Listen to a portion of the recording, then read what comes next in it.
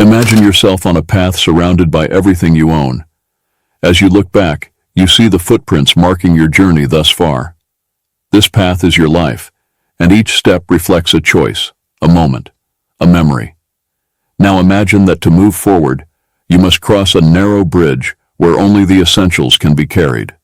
This is your first test, detachment. Lewis, in his magical Tales of Narnia, teaches us a powerful lesson about crossing portals to unknown worlds, leaving behind what no longer serves. He shows us that often, the greatest adventures and most precious treasures lie beyond the material, in experiences that touch our souls and draw us closer to God. Are you ready to evaluate what truly holds value in your life? Detachment does not mean abandoning love for people or the beautiful things God has given us. Rather, it is understanding that our hearts should not be imprisoned by them. We should not let our happiness depend on something we can lose. The true treasure, the one that never fades or diminishes, lies in the depths of our being, in our connection with the Creator, and in the love we share with others. So, I ask you, what are you carrying that hinders your progress? Is it the weight of material possessions, excessive worry about tomorrow, or perhaps the fear of leaving the known for the unknown? This is the moment to reflect, to look inward, and decide what truly deserves to cross that bridge with you. The journey with God is made of steps of faith, and sometimes the greatest act of faith is letting go, trusting, and walking toward what He has prepared for you, with hands and heart open to receive the true treasure. As you begin to cross this bridge of detachment, the path becomes more challenging. You feel the weight of each item you decide to leave behind. It's as if every object, every material desire, is tied to a rope pulling you back. But it is here, in the midst of the crossing, that the true process of transformation occurs. In his work, Mere Christianity, Lewis reminds us of the battle between ego and humility.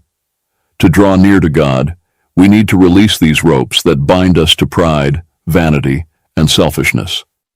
Detachment is this process of letting go, of freeing ourselves from the shackles of self to embrace the us, to live in communion with God and with others. Have you ever wondered why detachment is so difficult? Perhaps because detachment confronts us with our insecurities, with our fear of inadequacy. But Lewis teaches us that when we forget ourselves, we truly become free to serve God and others. It is when you forget yourself that you do things that will be remembered. This moment of your journey is crucial. It is the turning point where you choose to continue pulling these ropes, staying in the same place, or letting them go one by one, trusting that what God has for you is far greater than anything you could leave behind. When you reach the end of the bridge of detachment, you look back and see how far you have come. Those things that seemed indispensable now seem distant, small. You feel a lightness, a peace that only comes when we let go of the temporary and focus on the eternal. Your reflections in the Screwtape Letters show us how greed and the desire for power can lead us astray from the path that leads to true happiness and contentment. Have you experienced the freedom that comes with living simply, cherishing blessings that are not of this world? Seek treasures that do not wear out with time, treasures that we find in our faith, in our family, in friends, and above all in our relationship with God. Do not aspire to be of value, but rather of inestimable value. On the path of faith, after learning about detachment, we are introduced to the next test, patience. This test begins the moment we recognize the difference between God's time and our own. Patience is not just about waiting, it's about knowing how to wait with faith and hope. In The Abolition of Man, we are challenged to think about character formation and the virtues that sustain a full and meaningful life. Patience is one of these virtues, a pillar that supports not only our faith, but also our ability to navigate life's ups and downs with grace and resilience. Have you ever found yourself praying for something, longing for an answer that seems never to come? In those moments, patience is tested. But it is also in those moments that we are invited to trust deeply in God, reminding ourselves that He sees the full picture of our lives, while we see only a part. Patience is not simply the ability to wait, but how we behave while waiting. How do you behave while waiting? Do you despair, doubt, or maintain faith, knowing that each moment of waiting is an opportunity to grow closer to God and strengthen your character? We choose to believe that God is in control, that His timing is perfect, and that He is working in our favor, even when we cannot see.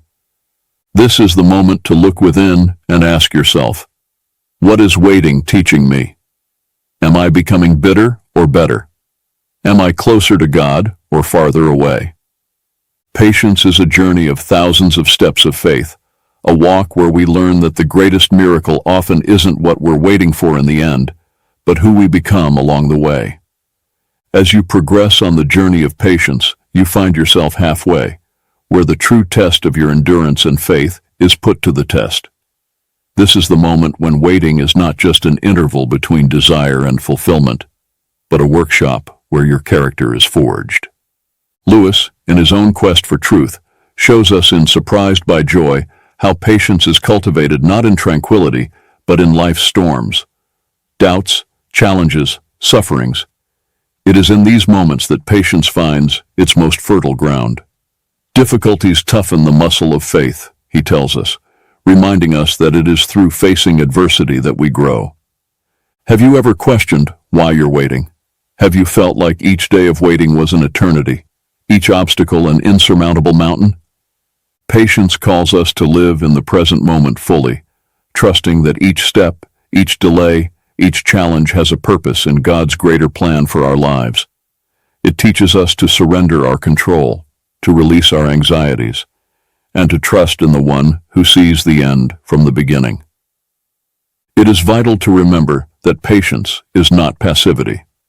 On the contrary, it is a courageous act of faith, a demonstration of trust in God, even when the path ahead seems uncertain. It is the ability to say, even though I do not understand, I will trust, allowing that trust to transform your heart and renew your hope.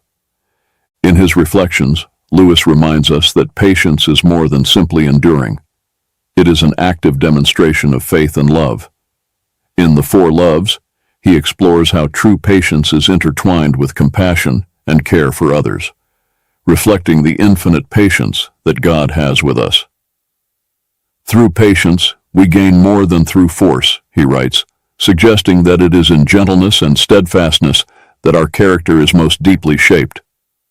Now, at the threshold of this test of patience, look back and see how each moment of waiting, each challenge, has contributed to your story of faith. You are more prepared, more resilient, and more aligned with the purpose God has for your life. Patience has taught you to value the present moment, to find joy in the small things, and to maintain faith even when the path ahead is uncertain. Remember that patience is not the end, but a means by which we grow in grace, understanding, and love. And so, equipped with this virtue, you are more prepared to face the next challenges on your journey, knowing that true strength lies in the ability to wait with faith, love, and hope in God's time. At the beginning of the journey of faith, you find yourself standing on the edge of a vast ocean, gazing into the unknown horizon. Faith, that step towards the unseen, the untouched, yet deeply felt, is your next challenge. Lewis, in Mere Christianity, speaks of faith as the art of holding firmly to what your reason has accepted, even when your emotions pull you in opposite directions. This is the starting point, a conscious choice to trust, even when the waves of doubt try to pull you down. Have you ever felt the call to believe in something greater than yourself, even when the world around you suggests otherwise? Faith begins with this call, a whisper that becomes a clamor within your heart, urging you to look beyond what is visible and find true meaning and purpose in God. Lewis challenges us to think of faith not as an escape from reality, but as a deeper understanding of it. Faith is the art of holding on to what your reason has accepted, despite your changing moods. This means that faith starts with a decision to trust in God and the truths He has revealed, even when our immediate experience seems to question those truths. This is the first step in the test of faith, recognizing that faith goes beyond the intellectual. It is a matter of the heart and will. Are you willing to take this step, knowing that you won't have all the answers, but trusting that God will guide you through the uncertainties? This first step is crucial because it lays the foundation for the journey ahead. It is the decision to say yes to God, to open your heart to the adventure He has for you, an adventure that will shape you, challenge you, and ultimately bring you closer to Him. So, as you gaze out into this ocean of faith before you, remember that every great journey begins with a simple step of faith. And it is this step that opens the door to a deeper and more meaningful relationship with the Creator of the universe. Are you ready to take that step? Finding yourself now in the midst of this spiritual challenge, you realize that the path is not linear.